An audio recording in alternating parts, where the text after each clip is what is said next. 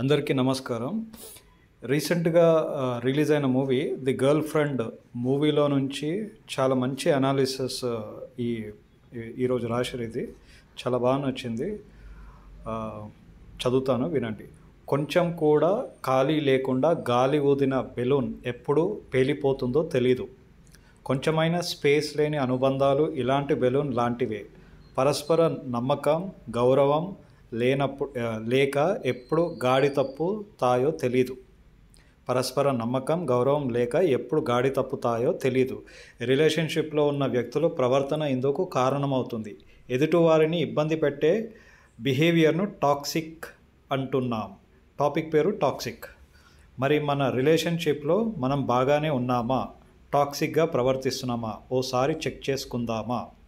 Okay, మరి మన రిలేషన్షిప్లో మనం బాగానే ఉన్నామా?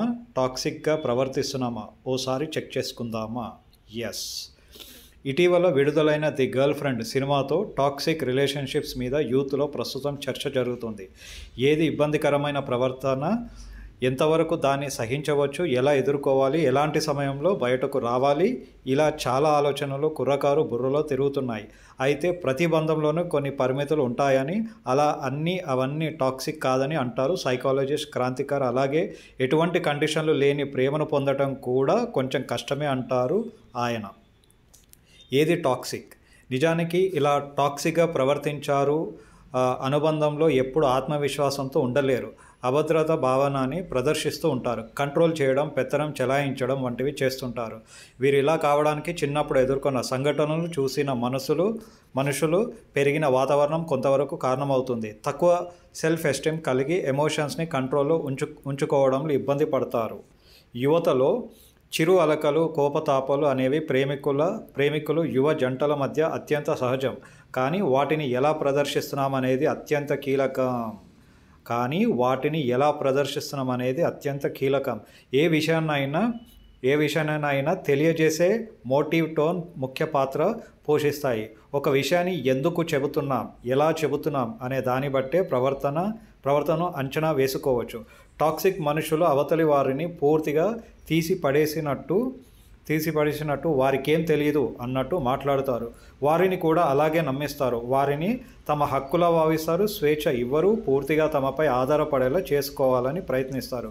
మాట నెగ్గించుకోవడం కోసం ఏడ్పించడం, సైలెంట్ ట్రీట్మెంట్ ఇవ్వడం, తిరస్కరణ అంటే భయపడడం, అసూయ చెందడం, ఫోన్లు చెక్ చేయడం, ట్రాక్ చేయడం వంటివి సాధారణమైపోతుంది.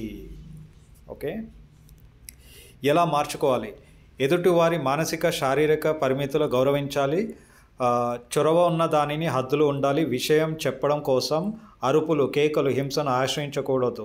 మనోభావాలు పంచుకోవాలి, కానీ మాట్లాడకుండా అవతలి వారిని ఇబ్బంది పెట్టకూడదు.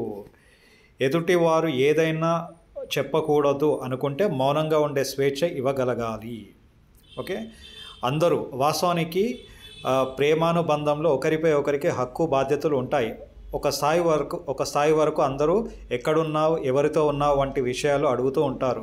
ప్రేమ కొద్దీ గౌరవప్రదంగా అడిగి తెలుసుకోవడంలో తప్పులేదు. కానీ కావాలని నిఘా పెట్టడం మాత్రం సరికాదు. అడిగే విధానంలోనే అంతా ఉంటుంది అంటారు నిపుణులు. ఎస్, అడిగే విధానంలోనే అంతా ఉంటుంది అంటారు నిపుణులు.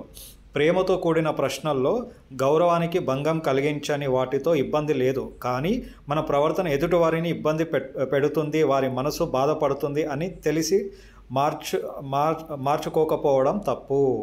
ఎస్, వారి మనసును బాధపడుతుంది అని తెలిసి మార్చుకోకపోవడం తప్పు.